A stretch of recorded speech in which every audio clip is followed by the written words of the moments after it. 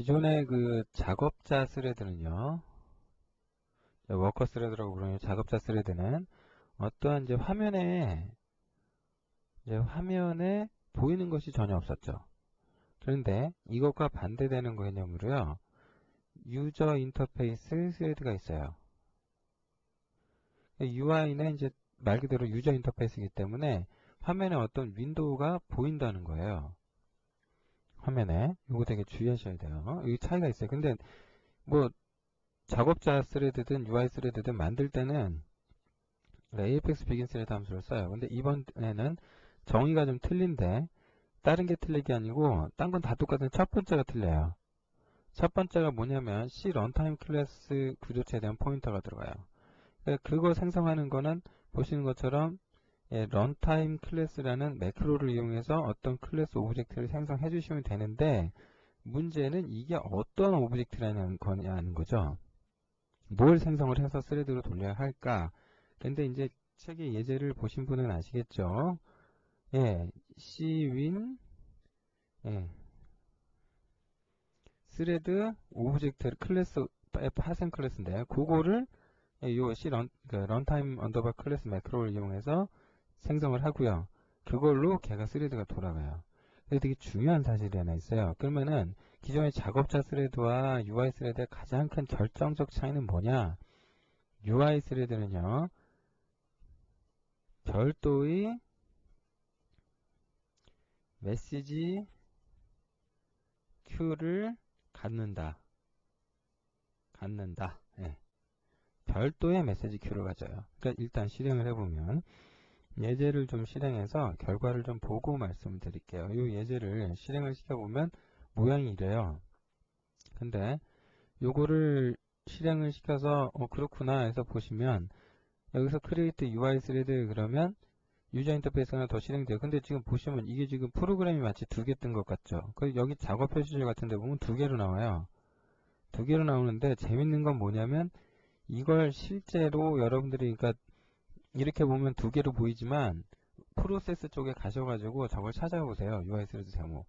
그러니까 찾아보면은 이게 재밌는 게 뭐냐면 이게 스레드가 여러 개지 프로세스는 하나로 나와요. 정렬을 해보시면 UI 스레드 프로세스는 여러 개가 아니에요. 한 개예요. 그래서 한 개인데 이거에 대한 메시지 큐가 따로 있고 요거가 메시지 큐를 따로 가져요. 그러니까 서로 독립적으로 돌아갈 수 있다 뭐 그런 뜻이 돼요. 그런데 요거의 스레드 아이디는 지금 3348이고 요거 새로 만든 거는 5404죠. 예. 그래서 재밌는 게 이제 이걸 가지고 이제 컨트롤하는 예제가 이제 여기 같이 들어가 있는데 중요한 거는 이 사용자 인터페이스 스레드를 객체라는 거는 제일 중요한 게 이 메시지 큐를 얘가 따로 간다는 사실이 일단 첫 번째로 가장 중요한 사실이 되고요. 메시지 큐를 따로 가졌다라는 것의 의미를 조금 다르게 해석하면 어떤 의미로 받아들일 수 있냐면 결국 이걸 따로 가질 수 있다는 거예요. 최상위 프레임 윈도우를 따로 가질 수 있다. 이게 이제 중요한 거죠. 메시지 큐를 따로 갔기 때문에.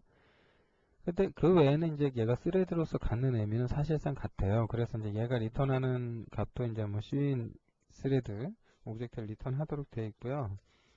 책에서 이제 요거대로 만드는 걸 따라해 보셨으면 잘 아실 것 같아요. 코드는. 좀 순서대로 설명만 좀 드리자면 첫 번째로 이제 뭐 이런 클래스 만들어 넣으라고 돼 있죠. 여기서 보시면 이제 cwin 스레드의 파생 클래스로 이런 거 만들어 넣으셨을 거고요. 그지요? 여기 이제 init 인스턴스, ex 인스턴스 함수 그 가상함수 재정하라고 돼 있을 것이고 init 인스턴스 함수에서 잘 보시면 어떤 프레임 윈도우 C 메인 프레임 클래스죠? 요거 이제 C 프레임 윈도우 파생 클래스 요거를 직접 만들고 있죠, 이렇게. 예.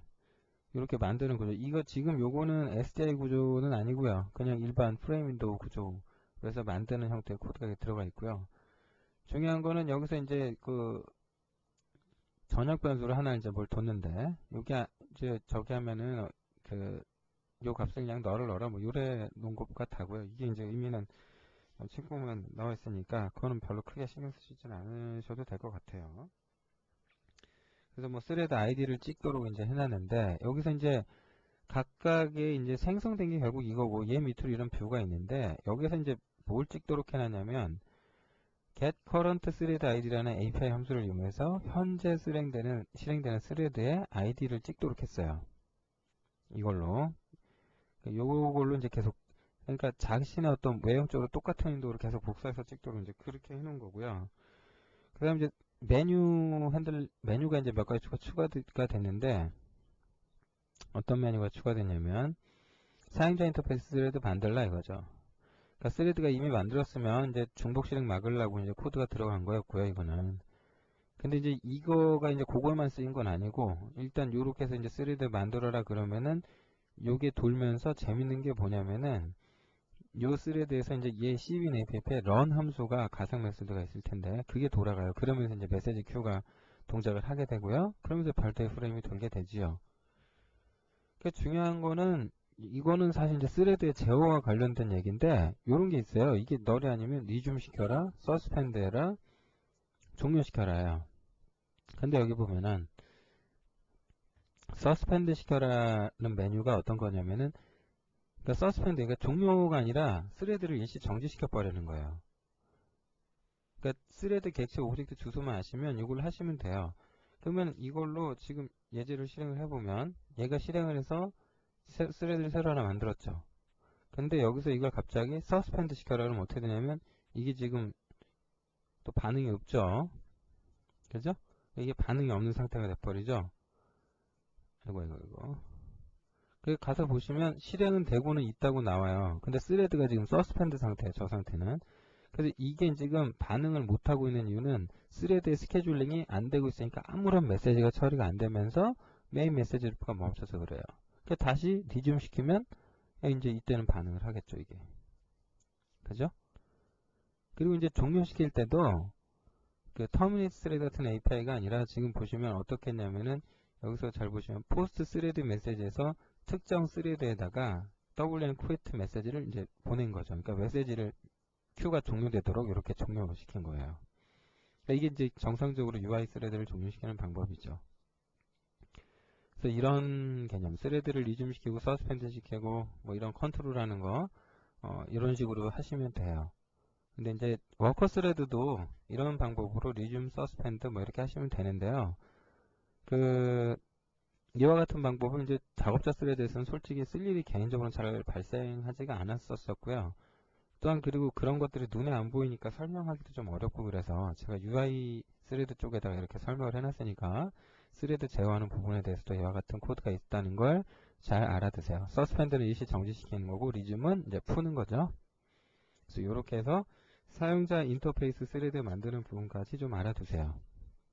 그래서 이제 가끔은 UI 스레드를 만들 일이 있으니까 자주 발생하지는 않을 거예요. UI 스레드는. 어쨌든 이런 게 있으니 알아두시고 컨트롤하는 거 꼭 잘 알아두시고요.